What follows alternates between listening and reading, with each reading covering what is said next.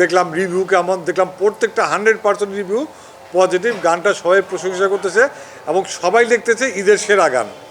মানে কয়েকটা লাগছে এই ঈদের সেরা গান, এবং তাদেরকে ধন্যবাদ যারা ঈদের সেরা গান মনে করতেছে।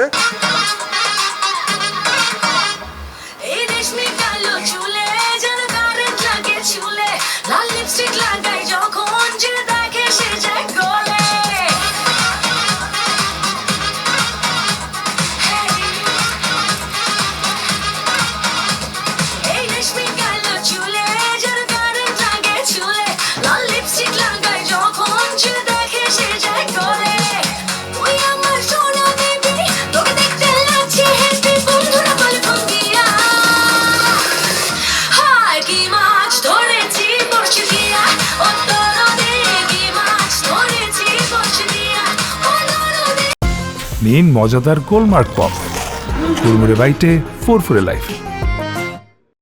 এবং যাদের গানটা ভালো লাগতেছে এবং যাদের ভালো লাগে নাই এবং যারা দেখতেছে তাদের সবাইকে আমার ধন্যবাদ এবং শুভেচ্ছা রইল। ওই ছবিটা মুক্তি পাবে। মাসুদ রানা কিছুটা আমার সাধারণত কোনো কিছুতে কোনো টেনশন কাজ করে না আমার লাইফে, কোনো কিছুইতে না। যখন মেট্রিক পরীক্ষা দিলে নাকি মানুষের টেনশন কাজ করে, আমি ডাটে ভাটে লিখে দিয়ে আসি, রেজাল্টে সব টেনশন করে, তা আমার কোনো কাজ করে নেই। আমি জীবনে যত পরীক্ষা দিয়ে কোনো টেনশন নিয়ে দেই নাই, পরীক্ষার পরের টেনশনটা এটা কোন কাজ করে নেই।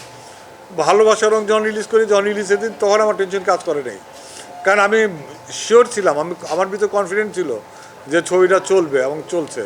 মাসুদ রানা নিয়ে আমার খুব কনফিডেন্ট এই কারণেই যে মাসুদ রানার যত ভক্ত আছে তারা যদি ছবিটা দেখে, শুধু মাসুদ রানার ভক্তরা ছবিটা দেখে, ছবি সুপার ডুপার হিট হয়ে যাবে।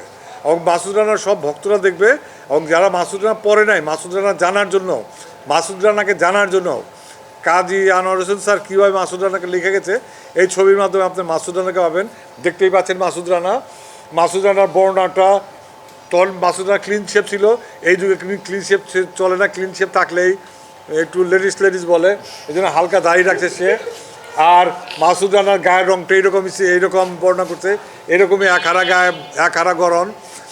যারা মাসুদ রানাকে কী হবে, মাসুদ রানা কম্পিটিশনে 32,000 ছেলের মেয়ের ভিতরে জাজরা একে চয়েস করে নিচ্ছে। সর্বপ্রথম আমি থ্যাংক ইউ দোষ তাদেরকে যারা একে মাসুদ রানা হিসাবে সিলেক্ট করছে, এবং তারা বেস্ট অফ দ্য বেস্টটা সিলেক্ট করছে মাসুদ রানাকে, এবং এই এখন মাসুদ রানা হিসাবে কন্টিনিউ করবে। আমি আশা করতেছি, আমি চেষ্টা করবো তাকে হলিউডের যে একটা মাসুদ রানা বানানোর জন্য আমাকে আবার প্রস্তাব দিচ্ছে। আমি গল্প দেখবো, গল্প শুনবো, আগের মতো করে কাজ করব না, 100% গল্প আমি দেখবো, আমি অ্যাপ্রুভ দেবো, তারপর আবার হলিউড থেকে আমার 9 হবে।